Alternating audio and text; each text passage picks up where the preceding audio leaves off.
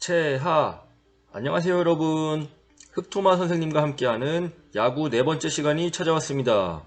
지난 시간에 여러분들 다양한 상황 속에서 생각을 하는 부분들이 많았기 때문에 헷갈리기도 하고 머릿속이 복잡한 친구들이 많았을 것 같아요. 하지만 이번 시간까지 잘 따라와 준 여러분들이라면 충분히 프로야구 경기를 보면서 이전보다 더 흥미를 느끼고 보이는 것이 많을 것 같습니다.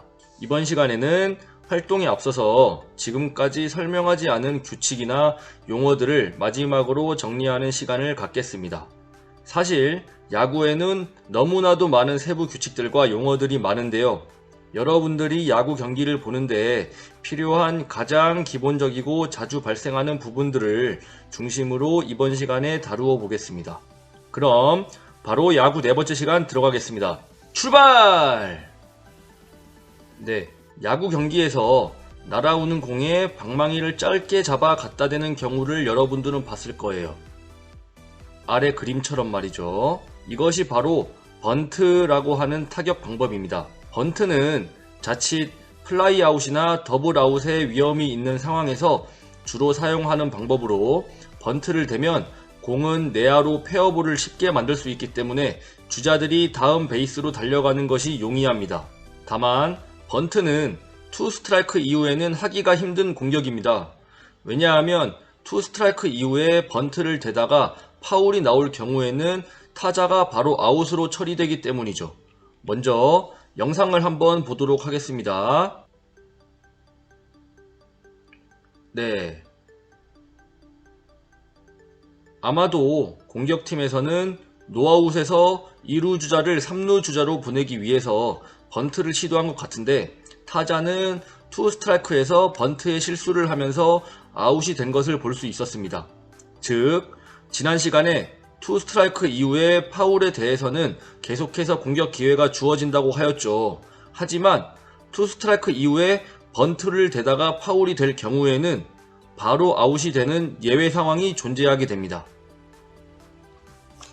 모든 스포츠를 통틀어 야구 경기에만 공식적으로 존재하는 단어가 있습니다. 바로 희생이라는 단어입니다.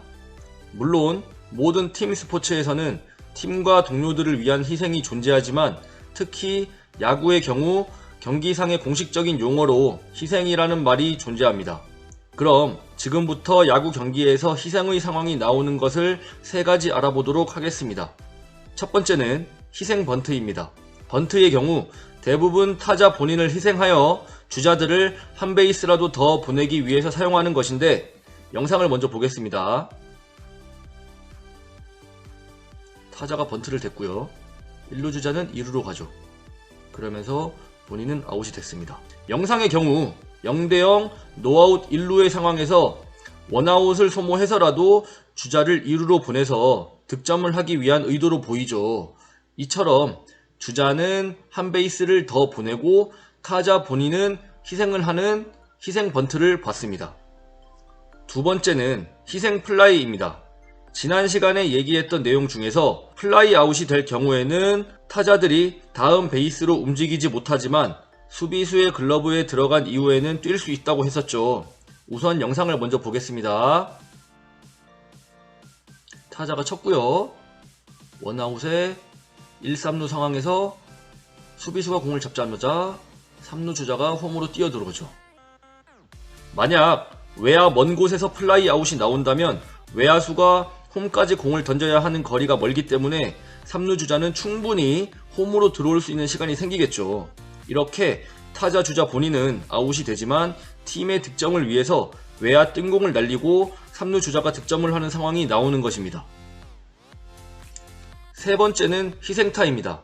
이것은 플라이 아웃으로 아웃이 되지 않지만 주자가 다음 베이스로 안전하게 달려갈 수 있도록 땅볼을 치는 것입니다. 즉, 주자가 3루에 있는 상황에서는 희생 플라이를 통해서 득점을 할 수 있지만 주자가 1루나 2루에 있을 경우에는 외야 플라이를 통해서는 주자가 다음 베이스로 진루하기가 쉽지 않습니다. 그것은 외야에서 2루나 3루가 가깝기 때문이죠. 그러므로 주자가 1루나 2루에 있을 경우에는 희생타를 통해서 주자는 베이스를 진루시키고 본인은 아웃이 되는 경우가 발생하게 됩니다. 그림처럼 2루에 주자가 있을 때 타자가 이렇게 1루와 2루 베이스 쪽으로 땅볼을 의도적으로 보낸다면 2루 주자는 3루로 달려가기가 용이합니다. 하지만 2루수의 입장에서는 3루까지 공을 던지는 거리가 멀 뿐더러 2루 주자를 아웃시키기 위해서는 지난번에 얘기했듯이 어떤 방법으로 아웃을 시켜야 하죠? 그렇죠. 포스 아웃이 아닌 태그 아웃을 시켜야 합니다. 그러므로 2루 주자는 비교적 안전하게 3루까지 달려갈 수 있는 상황이 발생하게 되는 것입니다. 여러분, 한 번에 아웃을 한 번만 시킬 수 있다면 수비수들의 입장에서는 위기 상황을 벗어날 수 있는 반전의 계기가 없겠죠. 그래서 아마 여러분들은 야구 경기를 보면서 병살타 혹은 더블 플레이라는 얘기를 들어봤을 겁니다. 이것은 주로 포스아웃 상황에서 많이 나타나는데 내야에서 빠른 땅볼 타구가 나올 때 수비수들의 놀라운 팀워크를 통해서 만들어지는 플레이입니다. 더블 플레이의 경우 공격하는 입장에서는 중요한 찬스에서 찬물을 끼얹는 결과이고 수비하는 입장에서는 위기 순간을 한순간에 잠재울 수 있는 중요한 계기가 될 겁니다. 영상을 먼저 볼까요?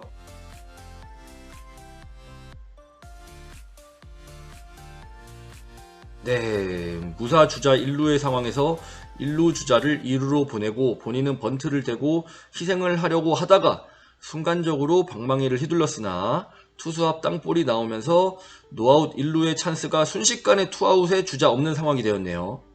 그럼 여러분, 한 번에 3개의 아웃 카운트를 만드는 경우도 있을까요? 무사 주자 1, 2루에서 3루, 2루, 1루, 네, 노아웃 1, 2루의 엄청난 찬스가 3루 땅볼이 되면서 수비수들의 놀라운 팀워크로 순식간에 위기를 벗어나는 장면입니다. 사실 이런 트리플 플레이의 경우 우리나라 프로야구에서도 1년에 한 번 나올까 말까 하는 상황입니다. 야구 경기를 보다 보면 빠른 발을 이용하여 재치있게 플레이하는 선수들을 많이 봤을 겁니다. 이런 선수들은 주로 도루를 하면서 상대 수비들을 위협하는데요. 도루는 주자가 수비수들이 눈치채지 못하거나 허점을 이용하여 다음 베이스로 가는 것을 의미합니다. 이것은 주로 1루 주자가 2루 베이스에 갈 때 많이 나오는 상황이기도 하죠. 아무래도 투수가 포수에게 던진 공을 다시 포수가 2루까지 던지려면 시간이 많이 소모되기 때문에 그만큼 주자가 달려갈 수 있는 틈을 노릴 수 있을 것이라 생각됩니다. 그럼 영상을 한번 보겠습니다. 노아웃의 1루 상황이죠.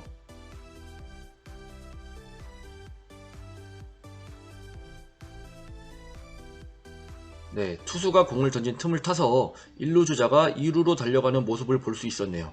그런데 왜 주자들은 달려가면서 슬라이딩을 할까요? 슬라이딩을 하게 되면 옷도 더러워지고 몸에 충격도 생겨서 아플 텐데요. 그쵸? 네, 여러분들, 슬라이딩을 하는 것에도 이유가 있었습니다. 방금 전 영상처럼 도루를 하는 상황이라면 수비수들은 어떻게 아웃을 시켜야 할까요? 지난 시간에 배웠었죠? 베이스만 밟아서 아웃을 시킬 수 있는 것이 아니라 주자의 몸을 직접 찍어 태그 아웃을 해야만 합니다. 이때 주자들은 슬라이딩을 하게 되면 자세가 낮아지기 때문에 수비수들의 입장에서는 직접 태그를 하기가 쉽지가 않겠죠. 그래서 주자들의 입장에서는 아웃의 확률을 줄이기 위해서 슬라이딩을 하는 것입니다. 그렇다면 여러분, 도루는 2루에서만 발생을 할까요? 바로 이런 경우도 존재합니다. 영상을 먼저 보시죠. 투수가 공을 던지는데 아니! 이때 주자가 갑자기 들어왔네요. 자세히 보면 3루 주자가 투수가 공을 던진 틈을 타서 이렇게 재빠르게 홈으로 들어와 공을 치지 않고도 득점을 하는 모습을 볼 수 있었습니다. 이런 경우를 홈스틸이라고 합니다. 말 그대로 홈을 훔쳤다는 의미이겠죠. 네, 이번에는 야구 용어에 대해서 알아보겠습니다. 여러분들이 야구를 할 때 크게 중요한 부분은 아니겠지만 그래도 야구 경기를 볼 때 알아놓으면 훨씬 더 이해하기 쉽고 또 재미를 느낄 수 있을 것 같습니다. 그럼 먼저 공격과 관련된 용어들을 살펴보겠습니다. 타율이 무엇일까요? 두 번째 글자가 율이라는 용어를 쓰는 것으로 보아 확률 같은 느낌일 것 같네요.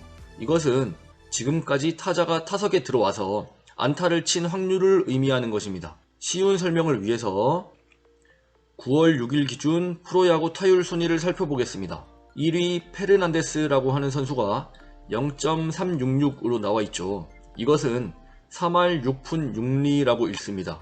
즉, 이 선수가 1000번 타석에 들어왔을 때 366번 안타를 쳤다는 것입니다. 이때 여러분들은 뭐야 50%도 안 돼? 라고 생각할 수 있겠죠. 그만큼 타자의 입장에서는 안타를 치는 것이 어렵고 또 10번 중에 3번만 안타를 쳐도 이렇게 높은 순위를 할 수 있을 정도의 실력을 가진 사람이 되는 것입니다. 추가적으로 아까 얘기했던 희생번트나 희생플라이 같은 경우에는 타율에는 들어가지가 않습니다. 희생을 했는데 타율이 내려가면 너무 속상하겠죠. 다음 타점입니다. 타점이란 타자의 타격으로 인해서 점수가 발생했다는 것을 의미합니다. 주로 안타로 우리 팀원이 득점을 하거나 홈런을 쳤을 때 발생하겠죠. 그리고 이런 상황도 타점이 나옵니다. 타자가 휘둘렀고 바로 좌익수 플라이죠. 이때 희생 플라이를 통해서 3루 주자가 득점에 성공했습니다. 이때 타자의 입장에서는 아웃이 되지만 희생 플라이로 타점이 기록됩니다. 세 번째는 사이클링 히트라고 하는 것이 있습니다. 경기에서 중요한 의미를 갖는 것은 아닌데요. 타자가 한 경기에서 칠 수 있는 안타 4가지를 모두 칠 경우에 사이클링 히트라고 합니다. 자, 4가지가 뭐가 있을까요? 안타, 2루타, 3루타, 그리고 홈런을 의미합니다. 다음은 수비와 관련된 용어를 살펴보겠습니다. 첫 번째, 이닝이란 투수가 던진 길이를 의미합니다.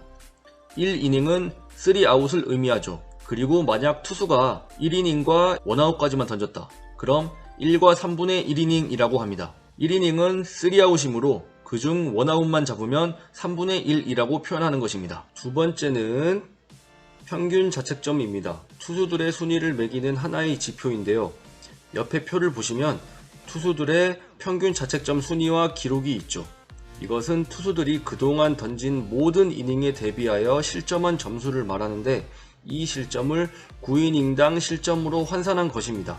즉, 한 경기가 9이닝으로 이루어져 있으므로 요키시라는 투수가 나왔을 때 한 경기를 혼자서 다 던진다고 가정하면 2.29점 정도를 상대방에게 주었다라고 할 수 있습니다. 한 경기에 2.3점밖에 나오지 않는다면 경기가 너무 재미없을 것 같지 않나요? 그 정도로 잘 던지는 투수라고 볼 수 있겠죠. 세 번째는 폭투입니다. 먼저 영상을 한번 보시죠. 번트를 대려고 하는데 투수가 공을 던졌는데 포수가 잡지 못했습니다. 이렇게 포수가 잡지 못하고 공이 뒤로 흘렀죠. 이때 주자들은 다음 베이스로 달려갈 수 있는 기회가 생깁니다. 즉, 폭투는 투수가 포수에게 공을 제대로 던지지 못하고 뒤로 흘려버린 것을 의미합니다.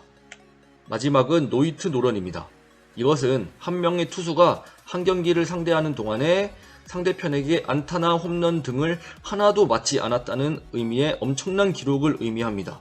이렇게 되면 상대는 당연히 점수가 0점이겠죠. 이렇게 야구 용어까지 알아보았습니다. 다음은 오늘도 여러분들과 함께하는 학습 문제 시간입니다. 오늘 학습 문제는 영상 없이 바로 선생님이 읽어주도록 하겠습니다. 1번 문제입니다. 타자 본인은 아웃되면서 베이스에 나가 있는 주자들을 진루시키는 것을 무엇이라고 할까요? 바로 이런 상황을 의미하겠죠. 주자 2루의 상황에서 타자가 땅볼을 쳤고 2루 주자는 3루로 진루를 하고 본인은 1루에서 아웃이 됐습니다.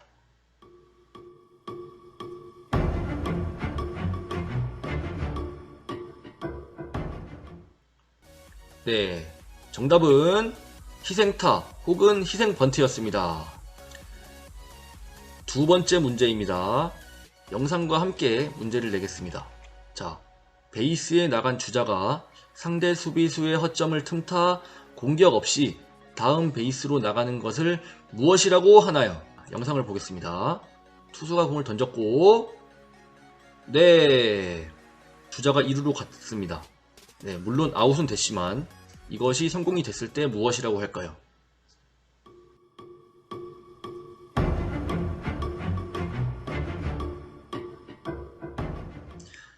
정답은 도루였습니다. 축하합니다. 세 번째 문제입니다. 야구 용어 중 뛰어난 투수를 판단하는 지표 중 하나로 9이닝당 평균 실점을 뜻하는 말은 무엇일까요? 자, 힌트로 2020년 9월 6일 현재 메이저리그 유현진 선수는 이 기록이 2.51, 김광현 선수는 0.83입니다.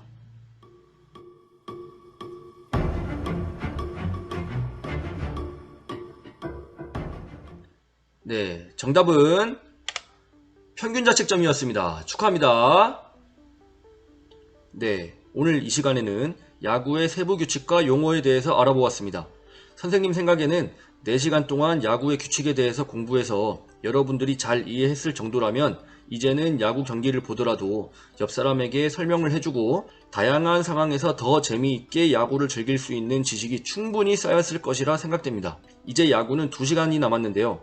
남은 2시간 동안은 공을 던지고 받는 방법, 그리고 야구공을 치는 방법 등에 대해서 간단히 연습을 해보려고 합니다. 이번 야구 수업의 목적은 여러분들이 야구를 잘하고 실력을 늘리는 것보다 야구 경기를 보는 안목을 넓히고 성숙한 학생의 자세로 경기를 관람하는 문화를 선동하기 위하여 선생님이 이론적인 부분에 더 중점을 두고 있었는데요. 다음 시간부터 즐거운 활동을 통해서 좀 더 야구에 빠져들 수 있는 시간이 되었으면 좋겠습니다. 그럼 오늘 이 시간 열심히 공부하느라 여러분들 수고 많았습니다. 다음 시간에 다시 만나요. 자, 그럼 인사하겠습니다. 채빠 안녕.